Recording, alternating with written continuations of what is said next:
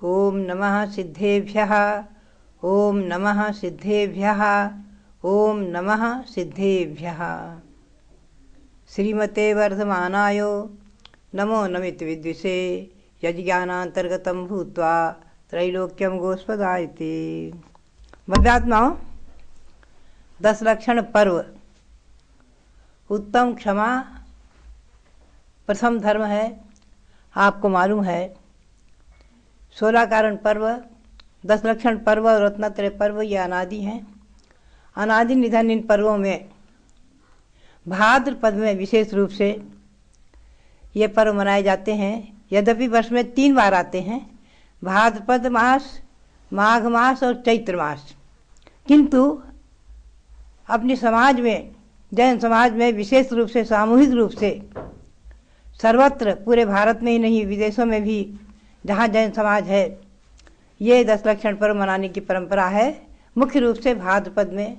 तो भव्यात्माओं, भाद्रपद मास, इसमें 10 लक्षण पर्व उत्तम क्षमा प्रथम दिन आप सुनेंगे उत्तम क्षमा धर्म को। सबसे प्रथम मैं आपको ले चल रही हूँ भगवान महावीर के संवत्सरण में। मन से आप भगवान महावीर स्वामी के संवत्सरण में पहुँचेंगे। विपुलाचल पर्वत पर राजगृही में श्री गौतम स्वामी ने सर्वप्रथम भगवान महावीर स्वामी की स्तुति करते हुए कहा है, जयति भगवान हेमाम भोज प्रचार विजृंभिता अमर मुकुट छायोद्गीर्ण प्रभा परिचुंबित कलुष हृदया मानोद्भ्रांता परस्पर वैरिणः विगत कलशाः पादौ यस्य प्रपद्य विशस्वसु। सबसे प्रथम श्री गौतम स्वामी के मुख से ये स्तुति निकली है। सर्वप्रथम उन्होंने कहा, जयति भगवान, हे भगवान आपकी जय हो, जय हो, आप जयशील हो। आप कैसे हैं? आपके चरण कमल, जब आकाश में आप श्री विहार करते हैं केवली भगवान, तो आपके चरण कमल, उनके नीचे देवगण स्वर्णमयी कमलों की रचना करते हैं, उन पर आप चरण रखते हुए विहार करते हैं, फिर भी आपके चरण उन कमलों से स्पर्शित नहीं होते हैं। आदि स्तुति की है। इसका नाम है चैत्य भक्ति, बहुत प्रसिद्ध है। और गौतम गणधर वर्ष में मैंने इसका विशेष रूप से प्रचार किया है। प्रायः सभी साधुगण त्रिकाल सामायिक में इसे पढ़ते हैं और श्रावकगण भी पढ़ते हैं। भव्यात्मा, इसमें श्री गौतम स्वामी ने कहा है कि हे भगवान, अनादि संस्कार जिनके वैर के हैं, ऐसे मनुष्य क्या पशु भी आपस के वैर भाव को छोड़ देते हैं। कब? जब आपके श्री चरण कमल का आश्रय लेते हैं, आपके पाद का आश्रय लेते हैं, परम प्रेम को, विश्वास को प्राप्त हो जाते हैं। आदि इस चैत्य भक्ति में श्री गौतम स्वामी ने 9 देवताओं की स्तुति की है। उसमें अर्हत सिद्धाचार्योपाध्यायेभ्यस्तथा च साधुभ्यः सर्वजगद्वंदेभ्यो नमोस्तु सर्वत्र सर्वेभ्यः। चौथा काव्य है अरहंत सिद्धाचार्य उपाध्याय साधु, जिन ये पंच परमेष्ठी हैं, सर्व जगत वंद्य हैं, इनको नमस्कार किया है। पुनः 10वें श्लोक में कहा है, इति पंच महापुरुषाः प्रणुता जनधर्म वचन चैत्यानि चैत्यालयाश्च विमलां दिशन्तु बोधिं बुद्धनेष्टाम्। इस प्रकार से पंच महापुरुष, पंच परमेष्ठी भगवान और जिन धर्म, जिन आगम, जिन चैत्य और चैत्यालय, ये इनको नमस्कार करते हुए कहा है, ये मुझे बोधि प्रदान करें। भव्यात्मा, इसमें जिन धर्म का लक्षण करते हुए स्वयं गौतम स्वामी कहते हैं, क्षांत्यार्जवादि गुणगण सुसाधनम सकल लोक हित हेतुम शुभ धाम निधातारम वंदे धर्मम जिनेन्द्रोक्तम। ये श्लोक मुझे बहुत अच्छा लगता है, आपको भी बहुत अच्छा लगेगा। क्षांत्यार्जवादि, उत्तम क्षमा मार्दव आर्जवादि जो धर्म हैं, ये कैसे हैं? सकल लोक हित हेतुम, संपूर्ण प्राणी मात्र का हित करने में हेतु हैं, हित करने वाले हैं, और संपूर्ण गुण गणों को प्रदान करने वाले हैं, संपूर्ण गुणों को परिपूर्ण करने वाले हैं, अनंत गुणों को पूर्ण करने वाले हैं, और शुभ धाम निधातारम, शुभ धाम मोक्ष धाम को प्राप्त कराने वाले हैं, उसमें ले जाकर धरने वाले हैं। ऐसे धर्म की वंदना की है श्री गौतम स्वामी ने। मैं आपको बता रही हूँ, इन्हीं 10 धर्मों की आराधना 10 लक्षण पर्व में की जाती है। ये मुख्य रूप से तो मुनियों के हैं, लेकिन एक देश रूप से श्रावक भी इनका पालन करते हैं, क्योंकि धर्म तो धर्म है जो मोक्ष को प्राप्त करावे, स्वर्ग आदि को प्राप्त करावे, उत्तम गति को प्राप्त करावे।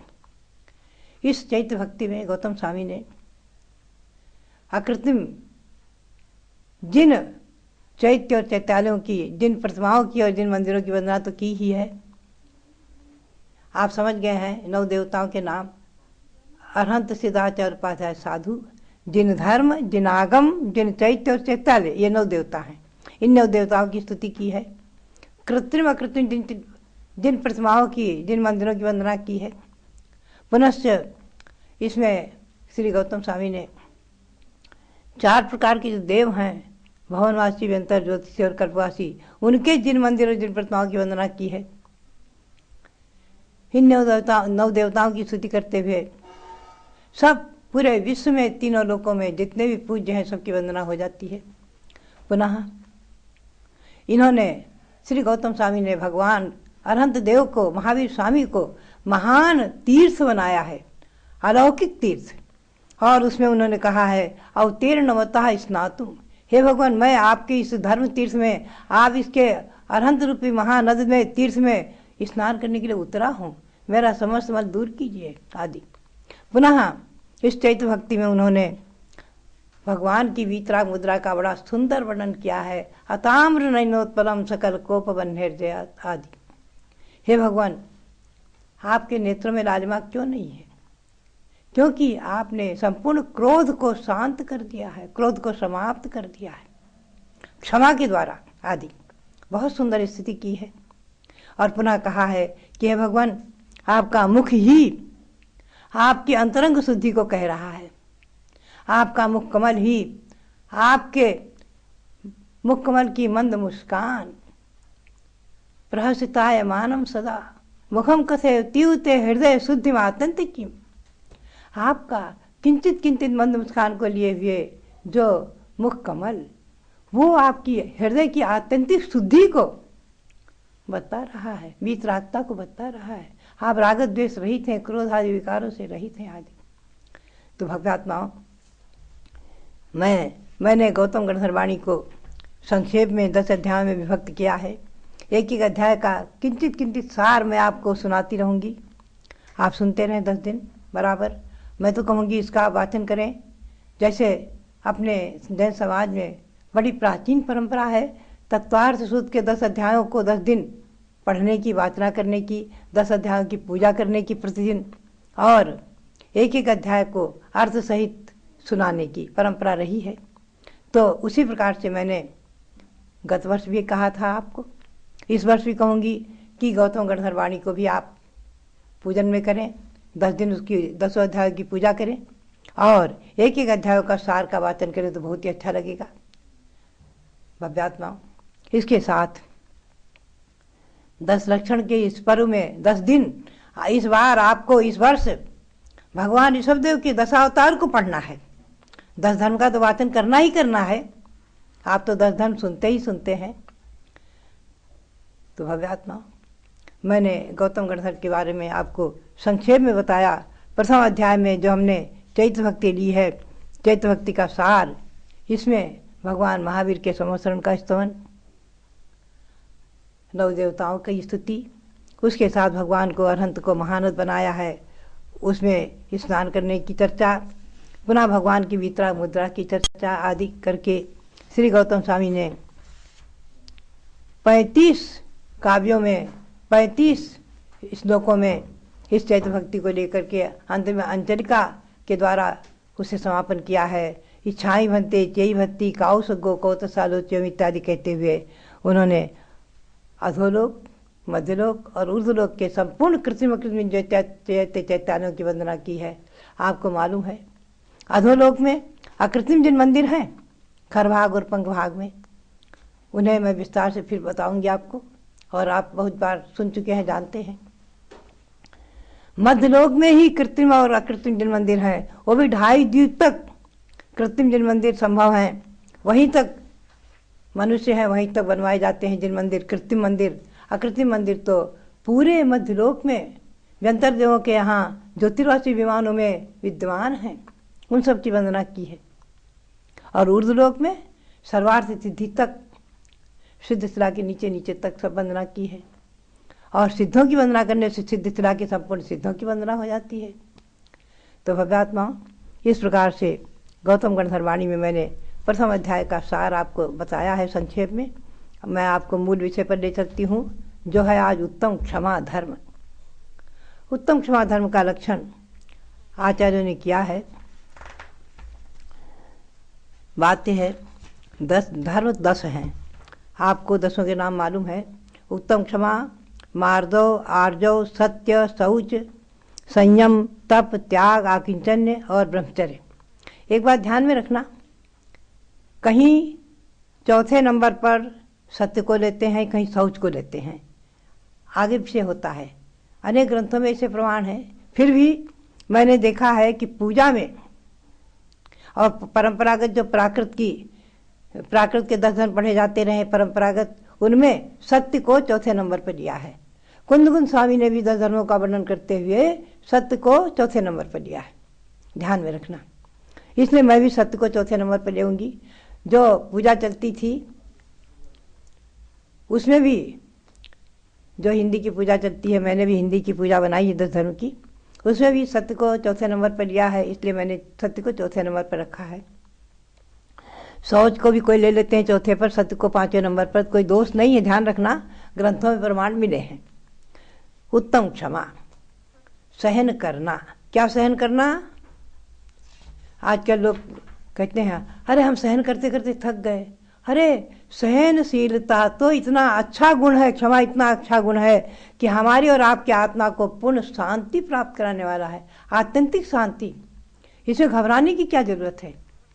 जो सहनशील होते हैं वो सर्वत्र प्रसन्न मना स्वस्थ रहते हैं, हमेशा स्वस्थ रहते हैं, और आत्मा पवित्र होती है। आत्मा में शांति होने से पुण्य कर्म का आश्रय होता है, पापों का नाश होता है, और परस्पर में शांति, परस्पर में प्रेम की भावना, सद्भावना, मैत्री भावना। तो क्षमा धर्म सबसे बड़ा गुण है। क्षमूस धातु से क्षमा शब्द बना हुआ है। आचार्यों की भाषा में देखेंगे आप तो बहुत सुंदर शब्दों में कहा है कि शरीर स्थिति हेतु मार्गणार्थम। मुख्य रूप से साधु के लिए कहा है कि शरीर की स्थिति रखने के लिए साधु जो है भिक्षा के लिए विहार करते हैं, दिगंबर जैन मुनि यारिका आदि, या तीर्थों की वंदना के लिए विहार करते हैं, चलते हैं। उसमें कोई जो है दुष्ट जन, अज्ञानी जन अगर उनके हंसी करते हैं, निंदा करते हैं, अनेक प्रकार से अवहेलना करते हैं, कंकड़ पत्थर भी फेंक देते हैं, उपसर्ग भी कर देते हैं, क्षमा धारण करना, शांत भाव रखना उन पर, इसका नाम है क्षमा धर्म। और भी किसी ने अकारण गाली दी या किसी ने कोई बिगाड़ दिया, अपकार किया, अहित किया, उसके प्रति क्रोध आता है। तो भव्यात्माओं, आचार्य ने कहा है कि शत्रु पर क्रोध आता है ना। मैंने कुछ पंक्तियां सजोई थी। अपकर्त्रे ही क्रोपश्चेत किम न कोपाय कुप्यसी, क्रोधोयम ते महाशत्रु लोकद्वय विनाशकृत। अपकार करने वाले पर आप क्रोध करते हैं ना, तो सबसे बड़ा अपकारी तो आपका क्रोध ही है, सबसे बड़ा महाशत्रु है। आप करते ही कोपश्चेत किम न कोपाय कुप्यसी, तो कोप पर ही क्यों न कोप करें, क्रोध को ही क्यों न क्रोध करके दूर करें। क्रोधो यमते महाशत्रु लोकद्वय विनाशकृत, दोनों लोगों का नाश करने वाला है क्रोध। इस लोक में तो हानि पहुंचाने वाला ही है, परस्पर में वैर, हानि, स्वास्थ्य की हानि, धर्म की हानि, परलोक की हानि आदि, और परलोक में भी दुर्गति में प्राप्त कराने वाला है। इसका उदाहरण भगवान पार्श्वनाथ और कमठ का बहुत प्रसिद्ध है। तो भव्यात्माओं, यह क्षमा धर्म, उत्तम क्षमा धर्म श्रावक भी पालन करते आए हैं। आज भी देखा जाता है बहुत से श्रावक आपस में सुबह लड़े शाम को गले मिल लेते हैं। आचार्य श्री वीर सार महाराज कहा करते थे कि सुबह आप कुछ भी हो जाए, दिन में आपके कुछ भी हो जाए, शाम को शांति भाव से प्रेम से गले मिल जाओ, प्रेम से व्यवहार करो, प्रेम से हंसकर बोल दो, सब समाप्त। प्रेम से हंसकर बोलते ही सब समाप्त हो जाता है। आपस का वैर कभी भी गांठ बांध कर मत रखो, यानी वैर के बदला का भाव मत करो। वैर के बदला का भाव दुर्गति में ले जाने वाला है, भावों में दुख देने वाला है आदि। तो ये है उत्तम क्षमा। अब आपको मैं ले चलती हूँ संक्षेप में ही भगवान ऋषभदेव के दशावतार पर। दिव्याष्ट गुणमूर्तिस्त्वं नव केवल लब्धिका दशावतार निर्धार्यो माम पाहि परमेश्वर। भव्यात्मा महापुराण में स्तुति की श्री जिनसनाचार्य ने कि हे भगवान, दशावतार निर्धार्यो, आपके 10 अवतार हुए हैं, ऐसे हे परमेश्वर मेरी रक्षा करें। अब इसमें प्रथम अवतार है महाबल। भव्यात्माओं, पूर्व विदेह क्षेत्र में, इसी जम्बूद्वीप के पूर्व विदेह क्षेत्र में गंधिला देश में महाराजा महाबल विद्याधर राज्य करते थे। उनके 4 मंत्री थे। एक दिन उनका जन्मदिवस मनाया जा रहा था। 3 मंत्रियों ने अपनी अपनी बात रखी धर्म का। किसी ने कहा शरीर भू चतुष्टय से बना है, मरने के बाद कुछ नहीं, राजन खाओ पियो मौज करो। किसी ने कहा ये विज्ञान में तत्व एक है, किसी ने कहा जगत शून्य आदि। स्वयंपुत्र मंत्री ने जैन धर्म का उपदेश दिया, शादवाद का, अनेकांत का उपदेश दिया। अंत में राजा ने कुछ निर्णय नहीं लिया, सुनते रहे, हंसते रहे। स्वयंपुत्र मंत्री सुमेरु पर्वत की वंदना करने गया। वहाँ मुनियों से, 4 रिद्धिधारी मुनियों से दर्शन करके प्रश्न करता है, भगवान मेरे राजा महाबल भव्य है कि अभव्य? वो जैन धर्म स्वीकार करेंगे कि नहीं? सच्चे धर्म को मानेंगे या नहीं? अहिंसा परमो धर्म पर श्रद्धा करेंगे या नहीं? तो गुरु ने उपदेश दिया, भव्यात्मन वो भव्य हैं, इससे 10वें भाव में आगे तीर्थंकर होंगे, ऋषभदेव नाम से तीर्थंकर होंगे। तो भव्यात्मा, तो उसने सुनकर आकर राजा से कहा और बताया कि गुरु ने बताया है कि तुम्हारी आयु मात्र 1 मास की रह गई है।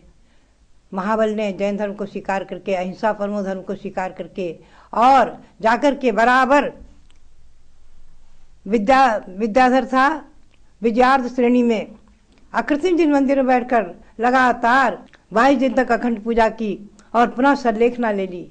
सरलेखना विधि से शरीर को छोड़ा तो ईशान स्वर्ग में लटतांग देव हो गया। भव्यात्मा, ये भगवान ऋषभदेव का 10वें भव का एक भव मैंने आपको संक्षेप में बताया। भव्यात्मा, तो बात यह है कि हम और आप भगवान ऋषभदेव, उनकी 108 फुट मूर्ति उत्तुंग प्रतिमा जो कि मांगी तुंगी में पर्वत पर, आपको उनके दर्शन होंगे अति शीघ्र। भव्यात्माओं, उनका अभी आने वाले माघ मास में, यानी आपकी तारीख के अनुसार फरवरी में पंचकरायण प्रतिष्ठा महोत्सव करके महामस का अभिषेक करने वाले हैं। तो आप ऋषभदेव के गुणों का गान करें, उनके 10 भावों को समझें और अपनी आत्मा में भावना भाएं, आत्मा में कल्पना करें कि मैं भी जो है इसी प्रकार से अपनी आत्मा का उत्थान करते हुए, आज से ही उत्थान करना प्रारंभ करें तो उत्थान करते हुए एक न एक दिन अपनी आत्मा को भगवान परमात्मा बना सकूँगा। आप भावना भाएं, हम और आप सही भावना भाएं। तो भव्यात्माओं, ये 10 लक्षण पर्व भगवान महावीर के स्वामी के समोसरण की गणधर मुख से निकली हुई वाणी और उत्तम क्षमा धर्म और भगवान ऋषभदेव का प्रथम भव महाबल का, ये हमारे और आपके जीवन के लिए मंगलकारी हो। अब आप मंत्र का उच्चारण करेंगे।